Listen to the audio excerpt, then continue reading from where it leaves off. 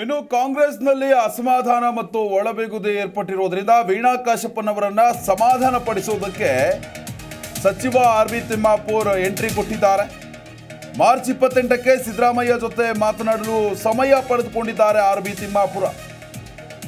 ಸಂಜೆ ಅಂತಿಮ ನಿರ್ಣಯ ಪ್ರಕಟಿಸಲು ಬೆಂಬಲಿಗರ ಸಭೆಯನ್ನ ಕರೆದಿದ್ದಾರೆ ವೀಣಾ ಕಾಶಪ್ಪನವರ್. ಬಾಗಲಕೋಟೆಯಲ್ಲಿ ವಿಜಯಾನಂದ ಕಾಶಪ್ಪನವರನ್ನ ಭೇಟಿಯಾಗಿದ್ದಾರೆ ಆರ್ ಬಿ ತಿಮ್ಮಾಪುರ. ಯಾಕಂತಂದ್ರೆ ಸಾಕಷ್ಟು ಅಸಮಾಧಾನಗಳು ಉಂಟಾಗ್ತಾ ಇದೆ ಬಾಗಲಕೋಟೆ ಜಿಲ್ಲೆಯಲ್ಲಿ. ವೀಣಾ ಕಾಶಪ್ಪನವರ್ ಅನೇಕರ ಮುಂದೆ ಕಣ್ಣೀರನ್ನು ಕೂಡ ಹಾಕಿದ್ದಾರೆ, ಬಹಿರಂಗವಾಗಿ ಅಸಮಾಧಾನವನ್ನು ವ್ಯಕ್ತಪಡಿಸಿದ್ದಾರೆ. ಇದನ್ನ ಶಮನ ಮಾಡೋದಕ್ಕೆ ಸಚಿವ ಆರ್ ಬಿ ತಿಮ್ಮಾಪುರ್ ದೊಡ್ಡ ಮಟ್ಟದ ಸರ್ಕಸ್ ಅನ್ನು ಮಾಡ್ತಾ ಇದ್ದಾರೆ. ಬಾಗಲಕೋಟೆಯಲ್ಲಿ ವಿಜಯಾನಂದ ಕಾಶಪ್ಪನವರ್ ಭೇಟಿಯಾಗಿ ಮಾತುಕತೆಯನ್ನು ನಡೆಸಿದ್ದಾರೆ ಆರ್ ಬಿ ತಿಮ್ಮಾಪುರ. ಇನ್ನು ಜಿಲ್ಲಾ ಕಾಂಗ್ರೆಸ್ನಲ್ಲಿ ಟಿಕೆಟ್ ವಿಚಾರವಾಗಿ ಯಾವುದೇ ಬಿಕ್ಕಟ್ಟಿಲ್ಲ. ಕಾಶಪ್ಪನವರ ಕುಟುಂಬ ಮೊದಲಿನಿಂದಲೂ ಕಾಂಗ್ರೆಸ್ ಜೊತೆ ಉತ್ತಮವಾದ ನಂಟನ್ನು ಹೊಂದಿದೆ. ಟಿಕೆಟ್ ಸಿಗದೆ ಅಸಮಾಧಾನ ಆಗೋದು ಬೇಡ ಅಂತ ಆರ್ ಬಿ ತಿಮ್ಮಾಪುರ ಹೇಳಿಕೆಯನ್ನು ಕೊಟ್ಟಿದ್ದಾರೆ.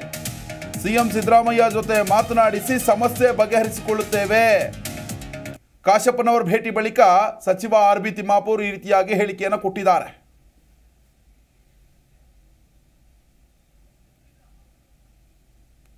ಶ್ರೀಯುತ ವಿಜಯಾನಂದ ಕಾಶಪ್ಪನವರು ಶಾಸಕರು ಹೊಣಗೊಂಡು ಇವತ್ತು ಅವ್ರ ಜೊತೆ ಈ ಟಿಕೆಟ್ ಹಂಚಿಕೆಯಲ್ಲಿ ವಿವಾದಗಳ ಬಗ್ಗೆ ನಾನು ಚರ್ಚೆ ಮಾಡಿದ್ದೇನೆ.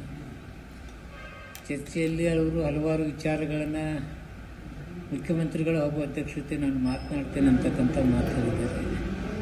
ಎಲ್ಲವೂ ಸುಸೂತ್ರವಾಗಿ ನಡೀತಕ್ಕಂಥದ್ದು. ಚುನಾವಣೆಗೆ ಗೆಲುವಿಗೆ ಪ್ರಯತ್ನ ಮಾಡ್ತಕ್ಕಂಥ ವಿಚಾರದಲ್ಲಿ ಪಾಸಿಟಿವ್ ಆಗಿ ನನ್ನ ಜೊತೆ ಮಾತುಕತೆ ಮಾಡಿದ್ದಾರೆ. ಆದ್ದರಿಂದ ಇದು ಸುಗಮವಾಗಿ ಏನು ಬಿಕ್ಕಟ್ಟು ಅಂತಕ್ಕಂಥ ರೀತಿಯಲ್ಲಿ ನಡೀತಾ ಇದೆ. ಅದು ಸುಗಮವಾಗಿ ನಡೀತಾ ಇದೆ. ಚುನಾವಣೆಗೆ ಅನುಕೂಲ ಆಗ್ತದೆ.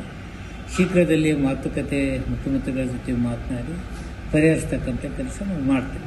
ಶ್ರೀಯುತ ವಿಜಯಾನಂದ ಕಾಶಪ್ಪನವರು ಶಾಸಕರು ಹೊಣಗೊಂಡು ಇವತ್ತು ಅವ್ರ ಜೊತೆ ಈ ಟಿಕೆಟ್ ಹಂಚಿಕೆಯಲ್ಲಿ ವಿವಾದಗಳ ಬಗ್ಗೆ ನಾನು ಚರ್ಚೆ ಮಾಡಿದ್ದೇನೆ.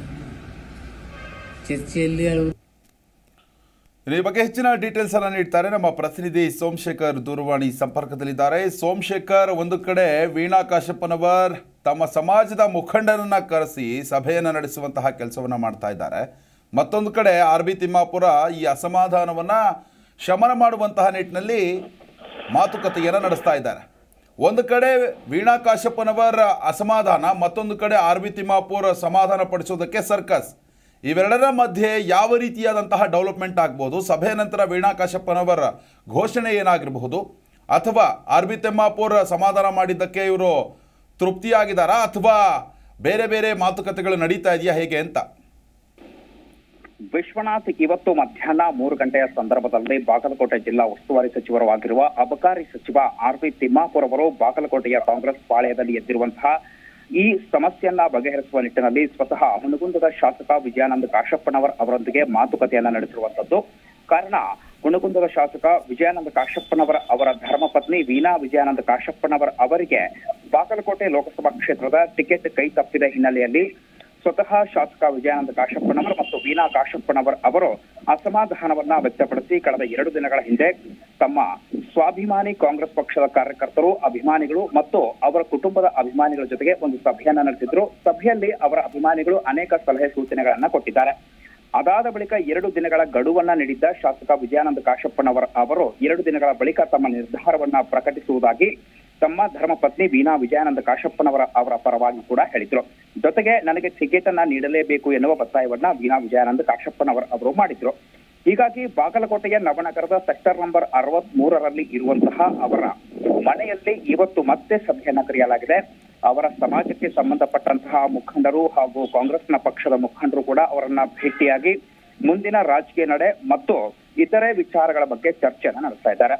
ಆದ್ರೆ ಬಾಗಲಕೋಟೆ ಕಾಂಗ್ರೆಸ್ ಪಕ್ಷದಲ್ಲಿ ಬಾಗಲಕೋಟೆಯ ಕಾಂಗ್ರೆಸ್ನ ಪ್ರಮುಖ ಹಿರಿಯ ಮುಖಂಡರಾಗಿರುವ ಆರ್ ಬಿ ತಿಮ್ಮಾಪುರ್ ಅವರು ಕೂಡ ಈ ಸಮಸ್ಯೆ ಬಗೆಹರಿಸುವ ನಿಟ್ಟಿನಲ್ಲಿ ಪ್ರಯತ್ನವನ್ನ ಮಾಡಿದ್ದಾರೆ. ಅದಕ್ಕೆ ಪೂರಕ ಎನ್ನುವಂತೆ ಅವರೇ ನೇರವಾಗಿ ಶಾಸಕ ವಿಜಯಾನಂದ ಕಾಶಪ್ಪನವರ ಅವರನ್ನ ಭೇಟಿಯಾಗಿ ಸಮಸ್ಯೆಯನ್ನ ಬಗೆಹರಿಸುವ ಪ್ರಯತ್ನವನ್ನ ಮಾಡುವ ನಿಟ್ಟಿನಲ್ಲಿ ಮುಖ್ಯಮಂತ್ರಿ ಸಿದ್ದರಾಮಯ್ಯನವರೊಂದಿಗೆ ಮಾತನಾಡಿ ಅವರ ಮೂಲಕ ಸಮಸ್ಯೆಯನ್ನ ಬಗೆಹರಿಸುವುದಾಗಿ ಇವತ್ತು ಅವ್ರ ಜೊತೆ ಭೇಟಿಯಾದ ಬಳಿಕ ಹೇಳಿಕೆ ಕೂಡ ನೀಡಿ ಹೋಗಿದ್ದಾರೆ.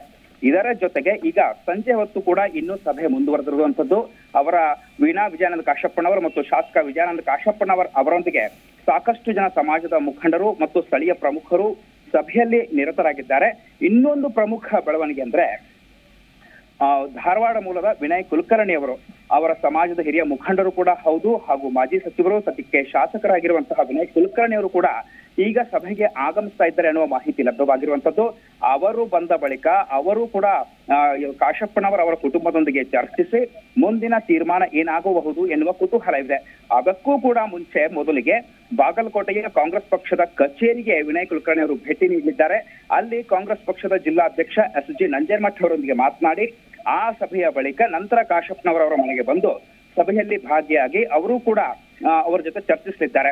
ಹೀಗಾಗಿ ಈ ಒಂದ್ ಕಡೆ ಪಕ್ಷದ ವರ್ಚಸ್ಸು ಮತ್ತು ಪಕ್ಷದ ಹಿರಿಯರನ್ನ ಗಮನದಲ್ಲಿ ಇಟ್ಕೊಳ್ಳೋದಾದ್ರೆ, ಜೊತೆಗೆ ಕಾಶಪ್ಪನವರ ಕುಟುಂಬವನ್ನ ಗಮನಿಸೋದಾದ್ರೆ ಕಾಶಪ್ಪನವರ ಕುಟುಂಬ ಕೂಡ ಕಳೆದ 50 ವರ್ಷಗಳಿಂದ ಕಾಂಗ್ರೆಸ್ ಪಕ್ಷದ ಜೊತೆಗಿರುವಂತದ್ದು.